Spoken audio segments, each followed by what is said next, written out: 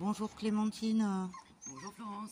merci d'être venue. Je sais que tu es toute fatiguée aujourd'hui, donc c'est chouette de nous ouvrir quand même la porte pour... Moi j'ai juste deux petites questions à te poser. Donc j'ai lu l'entretien que vous avez fait avec Monique. Ouais.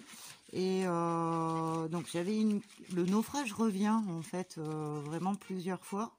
Est-ce que tu peux me raconter quelque chose à propos de ce naufrage? Je crois que le naufrage, c'est un peu... zéro. Stop. C'est un peu l'image que j'utilise pour parler de ce qu'on vit, de ce qui m'a amené à me retrancher dans mon île déserte, c'est-à-dire chez moi. C'est aussi une image de... En fait, c'est parti de l'idée de Robinson Crusoe. Et voilà, il y a eu un naufrage, on arrive sur une île déserte et on fait avec ce qu'on a. Sauf que cette image, cette référence, pardon, plutôt de Robinson Crusoe, elle me gênait parce que dans cette idée que j'avais de dire voilà, je fais avec ce que j'ai et ça me permet de travailler et de rêver, et ben finalement, vendredi devient aussi un objet qui permet de travailler. Et ça me gênait beaucoup. Donc du coup, j'ai enlevé cette référence à Robinson Crusoe pour parler plutôt de cette idée de naufrage qui, je trouve, va bien aussi avec l'époque qu'on vit finalement. Ouais, et puis du coup, est-ce que ça résonne d'autant plus avec le fait qu'on se retrouve, oui, chacun chez nous, avec nous-mêmes C'est ça, c'est un peu cette idée de le temps est passé, on se retrouve chez nous, on n'a plus les outils, les objets habituels, il faut qu'on reconstruise comment on fait quoi. Ouais, donc Donc on fait avec les restes.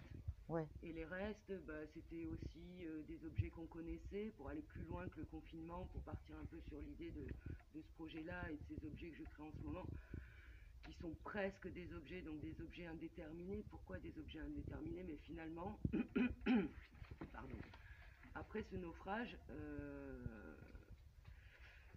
on arrive presque à un moment où on ne sait plus ce que ça a été la fonction de ces objets. On l'a oublié, il faut qu'on la réinvente.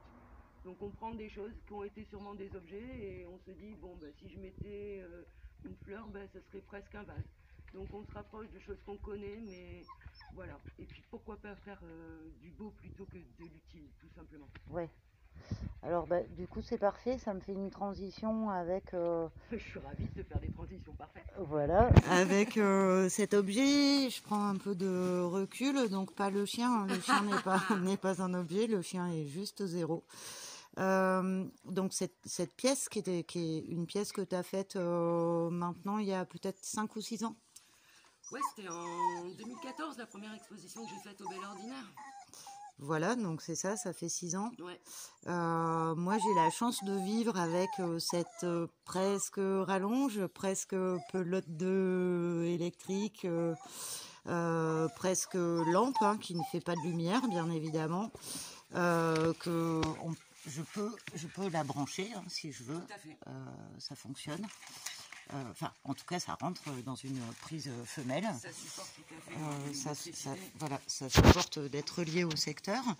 Voilà, et en lisant l'entretien que vous avez fait avec Monique, forcément, j'ai repensé à cet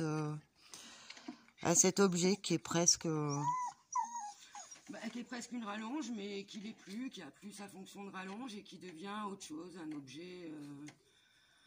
objet qui devient plus poétique finalement et qui donne une distance finalement avec le réel et qui redéfinit ses qualités. Voilà, donc moi je l'ai ressorti parce que en fait ça me permet de parler de, même si les formes évoluent, Ouais. vraiment de la continuité des problématiques dans ton travail. Tout à fait. Et voilà, du fil conducteur qu'on trouve, retrouve et qui ponctue. C'est finalement une critique de tous ces grands mots en ion, la standardisation, l'uniformisation, la planification, la mondialisation, la globalisation. Voilà, moi ça me... Voilà, j'ai envie d'aller vers des choses qui servent à rien. Moi je veux des trucs qui sont bancals, je veux des trucs voilà, qui nous font réfléchir, en tout cas qui mettent une distance avec la réalité, avec ce qu'on vit. Alors moi, c'est pas subversif ce que je fais, c'est plutôt dans l'œil du regardeur que ça peut devenir subversif. Ouais. En tout cas, j'essaie toujours de donner un contexte qui peut permettre de réfléchir si on en a envie, quoi. Ok, et ben je vais te laisser rentrer te reposer. Zéro a envie aussi. Donc rendez-vous le vendredi 11 septembre à Saint-Étienne. Ouais, on fait ça. Belle date. Un deuxième naufrage. Non, ce sera certainement un très bel amérissage. À bientôt. Merci, à bientôt.